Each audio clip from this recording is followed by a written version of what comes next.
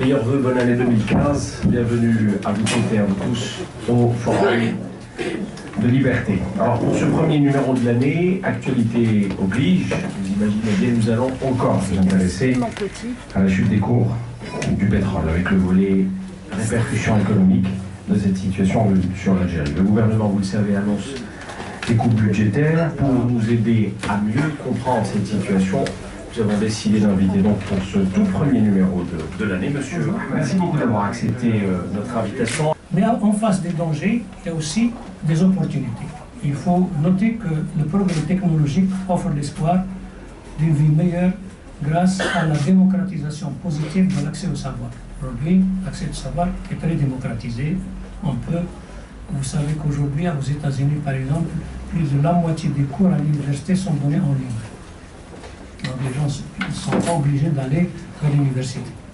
Il y a donc ce paradoxe d'une vie meilleure grâce au progrès technologique d'un côté et des détériorations dans les mentalités et les comportements humains avec des sociétés qui dérivent vers la violence, le fatalisme et le chaos par le fait de manipulation grâce au village global de l'autre côté.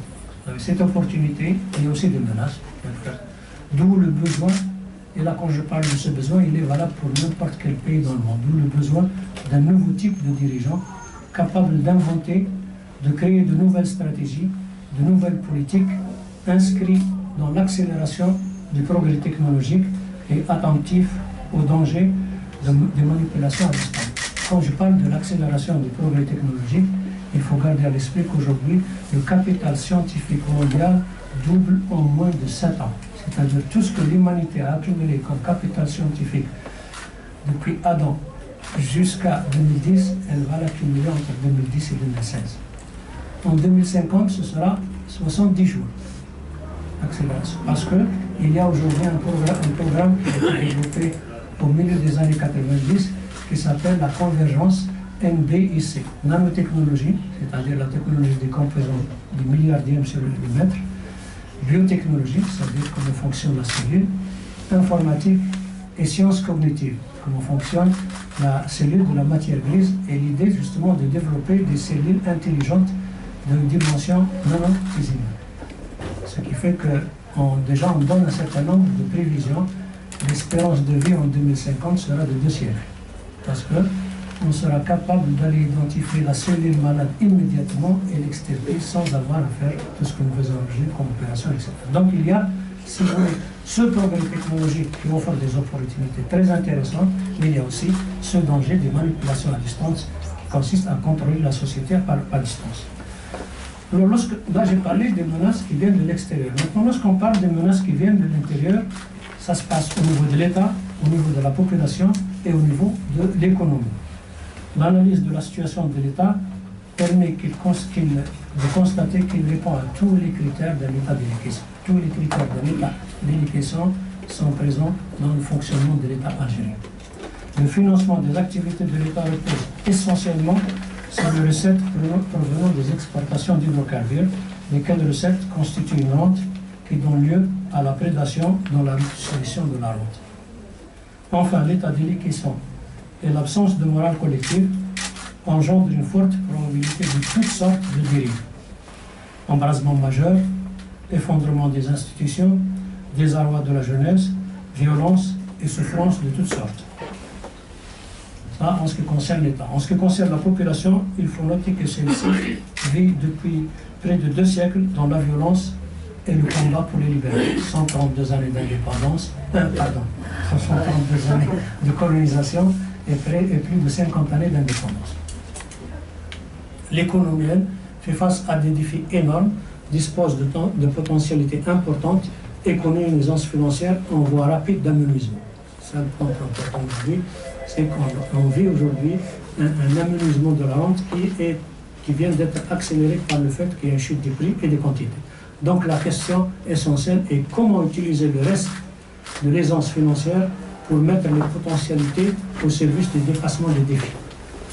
La réponse consiste d'abord à définir une stratégie d'ensemble, ensuite améliorer l'exécution, en particulier le processus d'investissement, enfin ramener les compétences nationales se trouvant à l'étranger et celles qui sont restées dans les pays pour les mettre ensemble au service de la sauvegarde de la nation algérienne. Le crépuscule de la rente et de la prédation est inscrit dans une politique budgétaire très expansionniste, au moment même où le pays enregistre une baisse tendancielle de la production d'hydrocarbures et une augmentation notable de la demande nationale d'énergie, ce qui débouche sur une forte baisse des exportations d'hydrocarbures. Donc, M. Ben Vitour, vous allez avoir l'occasion de poser vos questions à notre conférencier du jour. Alors, comme je vous le disais, on va essayer de parler aussi bien des aspects économiques, bien évidemment à exception des cours de pétrole, et des aspects politiques. Alors, la première question que j'ai envie de vous poser, M. Ben Vitour, ce fameux slogan de l'après-pétrole. On en parle tellement ces derniers temps, beaucoup estiment que nous y sommes déjà. Vous en pensez quoi? Eh bien, d'abord, il faut constater que ceux qui parlent de l'après-pétrole s'enfoncent de plus en plus dans le pétrole. Si nous revenons dans les années 70, il y avait une règle d'or qui consistait à n'utiliser pour le financement du budget de fonctionnement que les recettes de la fiscalité ordinaire. Dans toute la décennie 70, la fiscalité ordinaire a financé le budget de fonctionnement et a même dégagé une épargne pour l'investissement. Ensuite, on a commencé justement à utiliser la fiscalité pétrolière pour financer le budget de fonctionnement, c'est-à-dire consommer notre pétrole au lieu de l'investir. Donc, lorsque vous faites cette politique de consommer votre pétrole au lieu de l'investir, vous n'êtes pas dans l'après-pétrole. Vous êtes toujours dans la dépendance plus forte du pétrole. Et de fait, déjà en 2012-2013, les 2 tiers des recettes, les 2 tiers des dépenses du budget de fonctionnement étaient assurés par la fiscalité pétrolière. C'est-à-dire, c'est 2 sur 3 fonctionnaires, 2 étaient payés déjà par la fiscalité pétrolière. Donc, nous nous sommes malheureusement engagés très fortement. Il faut garder à l'esprit, justement, il faut bien comprendre cette dépendance, c'est que si vous regardez le budget de fonctionnement de 2011, il était en augmentation de 46% par rapport à celui de 2010. Imaginez un pays qui augmente un budget de 46% en une seule année. C'est pas tout, parce que celui de 2012 était de 22%, et ainsi de suite. Donc, nous sommes très loin dans l'après-pétrole. L'après-pétrole dans le sens où, parce que les gens qui parlaient de l'après-pétrole, ça veut dire qu'ils vont préparer de nouvelles sources de financement. Nous sommes loin de cela. L'après-pétrole va être malheureusement rien. D'accord. Pour le moment, en tout cas. Alors, dans votre présentation, vous avez avancé le chiffre d'un baril à 130 $ pour maintenir l'équilibre du budget de l'Algérie. Alors aujourd'hui, le baril est à moins de 60 $. Quelle est la marge qu'on a aujourd'hui avant d'atteindre ce seuil critique? Bon, nous sommes dans le seuil critique, bien entendu. La question est qu'il y a une épargne dans le fonds de régulation. C'est ça. Cette épargne, elle pourrait couvrir si on est à 60, parce que lorsque vous avez besoin de 130 et vous êtes à 60, vous avez quand même un déficit de 60 $, qu'il faut couvrir. Elle pourrait tenir une année et demie, mais pas plus. Là, vous êtes optimiste? Non, c'est ni optimiste ni pessimiste, c'est une question de calcul arithmétique. Donc il y a une quantité, il y a un déficit, vous divisez le déficit par une quantité, ça vous donne donc une année à une année et demie. Ça, pour ce qui concerne le budget. Parce que souvent, l'erreur qui est faite, c'est que quand on parle d'exportation d'hydrocarbures, on passe à devises. Effectivement, en termes de devises, nous avons une pause de 6 ans à peu près, puisque nous avons aujourd'hui près de 200 milliards de réserves. Nous avons dépensé en 2013 73 milliards de dollars en importation et bénéfices rapatriés des entreprises étrangères, ce qui fait que nous avons déjà à peu près 3 ans. Si les prix tombent de moitié, ça fait un autre 3 années, donc nous n'avons pas de crainte importante en ce qui concerne la devise pour 6 ans. Mais le problème n'est pas la devise, parce que la devise, encore une fois, il y a aussi une erreur grave qui n'est pas souvent saisie. La devise n'appartient pas à l'État, c'est un monopole de la Banque centrale. Lorsque l'État veut dépenser à l'étranger, il est obligé de payer en dinar la Banque centrale qui change cet argent en devise pour payer à l'étranger, ce qui est valable pour une entreprise ou un citoyen. Et donc le problème pour l'État, ce n'est pas tellement la devise, c'est la fiscalité qui lui permet de fonctionner, de payer ses fonctionnaires et de payer bien sûr ses investissements. Alors la question qui tue avec un baril à moins de 60 $, il y a véritablement péril en la demeure aujourd'hui en Algérie. En péril, on la demeure, je ne sais pas. Encore une fois, moi j'avais dit qu'après 2000, lorsque j'avais annoncé sur tous ces problèmes de chute, etc., il y a déjà 5 ou 6 ans que j'avais attiré l'attention. Moi j'avais parlé de 2017 parce que je parlais seulement des quantités en considérant que les prix allaient rester stables avec la baisse des prix. Maintenant, nous sommes dans les problèmes en 2015, donc 2 années avant. Et j'avais dit déjà à l'époque, si on ne démarre pas un processus de changement en 2012, ce sera déjà trop tard. Maintenant, nous sommes déjà en retard. Tout dépend. S'il y a une prise de conscience du danger et que les tenants du pouvoir peuvent considérer que c'est dans leur propre intérêt, à eux d'abord, avant le pays, de partir avant que la catastrophe n'arrive, et s'il y a donc une nouvelle équipe qui soit capable de redresser la situation et mobiliser toute la population, parce que sans la mobilisation de toute la population, ça ne marchera pas. Et il faut bien considérer qu'on va être obligé à demander à la population de faire des efforts importants. Parce qu'aujourd'hui, je ne sais pas si vous allez poser la question, quels sont les processus de changement possibles. Je vous pose la question. Ça allait venir dans le débat. Ça allait venir dans le débat. Question et réponse, allez. Bon, quand on regarde la situation du pays, on veut dire que le changement il va venir. Bon, il y a en général 3 scénarios possibles de changement. Le premier, c'est un changement initié par les tenants du pouvoir. C'est-à-dire les tenants du pouvoir voient qu'il y a une situation difficile et qu'il y a nécessité de changer le pouvoir. C'est la remaniement, vous voulez dire? Non, pas remaniement. Carrément. Changer complètement le système de pouvoir. C'est-à-dire quitter le pouvoir et laisser la place à d'autres personnes. D'accord, je viendrai sur la formule de comment tout à l'heure. C'est juste pour citer les trois possibilités. Donc ça me paraît impossible presque. D'abord parce que c'est des équipes prédateurs, donc qui fonctionnent avec la prédation et donc ils n'ont pas conscience. Ensuite, à travers l'histoire, généralement, on veut un gouvernement qui considère qu'il doit laisser sa place parce qu'il est incapable de faire face à la situation. La deuxième possibilité, ce serait une négociation entre l'opposition, enfin, les gens qui appellent le changement et qui travaillent pour le changement et le pouvoir. Là également, le rapport des forces n'est pas encore suffisamment puissant pour que l'on puisse arriver. Il reste la troisième possibilité, c'est celle de la violence de la rue. Et malheureusement, lorsque la violence de la rue arrive et que le changement vient, on ne sait plus dans quelle direction il peut aller. Parce que quand les gens vont dans la rue, c'est pour demander plus. Or, le changement a besoin de gens qui viennent redresser la situation et donc être plus dans l'austérité que dans l'expansion budgétaire. Et donc, c'est là le problème. Et chaque jour, le scénario le plus envisageable pour la violence, c'est celui de la violence par la troisième. Malheureusement. D'accord. Je suis Rodrigue, donc je suis analyste foncier. Je suis en vacances en Algérie.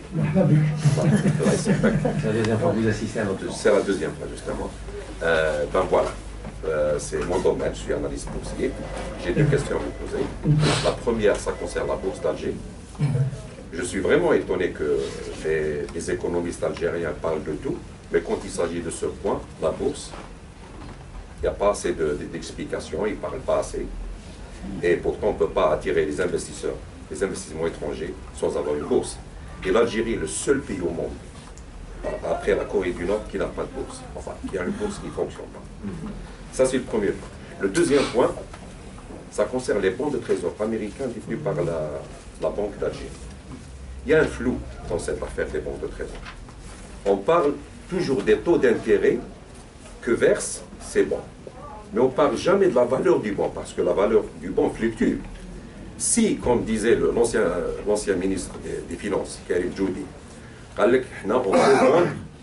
on a opté pour les bons de trésor américains parce qu'ils sont liquides, c'est un marché sûr, enfin, c'est des actifs financiers sûrs, qu'on peut les vendre quand on veut. C'est vrai. Mais ça, dans ces conditions, c'est vrai ce qu'il a dit. La valeur du bon a grimpé de 36%, et ça, personne ne le sait. Les bons de trésor américains achetés par la Banque d'Algérie en 2006 et en 2007, ils ont grimpé de 37% en juillet 2012.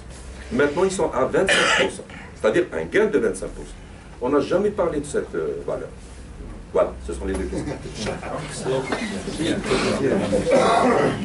La bourse d'Alger. D'abord, pour avoir une bourse d'Alger, il faut passer dans, comme vous le savez très bien, vous êtes analyste de la finance. indirecte à la finance directe. Pour aller dans la finance directe, il faut avoir beaucoup de transparence dans la gestion. D'accord? Si vous êtes dans une situation, ce que je viens de décrire avec la prédation et la corruption, vous ne pouvez pas aller dans la finance directe. C'est clair, net et précis. Et lorsqu'on a lancé la finance directe, l'idée c'était justement de permettre à des petites entreprises de pouvoir commencer à trouver du financement. Qu'est-ce qu'on a fait? On a fait entrer Sonatrach directement en partie dans la bourse d'Alger, juste pour dire justement nous avons une bourse. En fait, ça n'avait que de bourse que le nom, elle n'avait pas le fonctionnement d'une bourse. Donc c'est pour ça qu'on n'est pas allé, et donc on est toujours dans la finance indirecte, donc le passage par le système bancaire pour financer l'économie. En ce qui concerne les bons du Trésor américains, vous le savez bien, peut-être pour les autres, il faut dire que les bons du Trésor américains sont très sécurisés. Mais bien sûr, les rendements sur ces bons sont très faibles. Or, nous n'avons pas une liberté de décision au niveau de l'utilisation de ces ressources. Une gestion dynamique de nos réserves. Pensez bien que si, pour pouvoir justement utiliser autre chose que les bons de trésor américains, il faut prendre des risques. Vous allez gagner. Si vous faites 10 opérations, vous gagnez sur 9, elles sont importantes, et la 10e, vous perdez, vous êtes tout de suite abattu. Mais lorsque vous avez un gap de 37%, encore une fois, je vous dis, si vous gagnez sur 9 opérations, 37 ou 40 ou 50%, personne ne va entendre parler. Si vous perdez sur une seule, tout le monde va. Parce que là, il faut des gestionnaires de portefeuille. Qui c'est qui va gérer le portefeuille? La Banque centrale d'Algérie? C'est le ministère des Finances? Ils n'ont pas les instruments et les moyens pour gérer ce truc. C'est pour ça que, solution facile, mettons l'argent dans le banc de trésor américain, on est rassuré, au moins en termes de bons. donc c'est de l'argent bloqué. C'est bien sûr, c'est de l'argent bloqué, bien sûr, bien entendu. Encore une fois, non, c'est de l'argent bloqué et même regardez le fonds de régulation interne cette fois-ci. Il est plein d'épargne. Qu'est-ce qu'on en fait? On est là utilisé pour financer les déficits budgétaires, pas pour réaliser des opérations. Nous ne sommes pas encore une fois dans la finance directe. Nous sommes au meilleur des cas dans une finance indirecte qui fonctionne plus comme caisse, comme ça concerne l'incapacité, l'étoffe d'un président. Alors, je viens pour dire, je suis titulaire d'une licence 1-2 en mathématiques, d'un Master in Business Administration et d'un PhD en économie, du point de vue de la formation. Du point de vue de l'expérience, j'étais directeur général d'entreprise publique, j'étais directeur central au ministère des Finances, au ministère de l'Énergie et au ministère des Finances avec le grade d'inspecteur général des Finances. J'ai été dans 5 gouvernements consécutifs, j'étais président d'une commission parlementaire. C'est avec toute cette expérience, je n'ai pas l'étoffe d'un président, quelle a été l'étoffe des présidents qui m'ont précédé.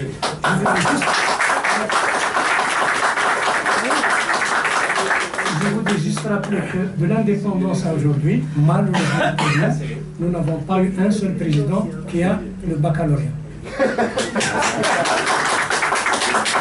Nous n'avons pas eu un seul président, nous avons qu'un seul président qui a eu à gérer les affaires avant d'être président. Donc alors là, question de niveau de président. Ceci dit, je l'ai dit récemment, je ne suis plus intéressé à la question de la présidence. Alors justement, les raisons de votre retrait? Je me suis retiré parce que c'était clair que tout était décidé à l'avance. Donc entrer dans la compétition, c'est de donner légitimité à une opération qui était illégitime. Donc le mieux c'était de se retirer et d'expliquer.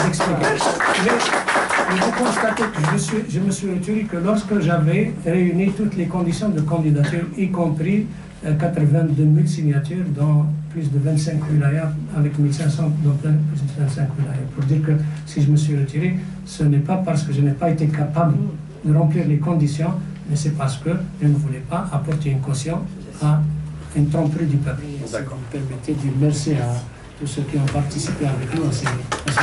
Merci.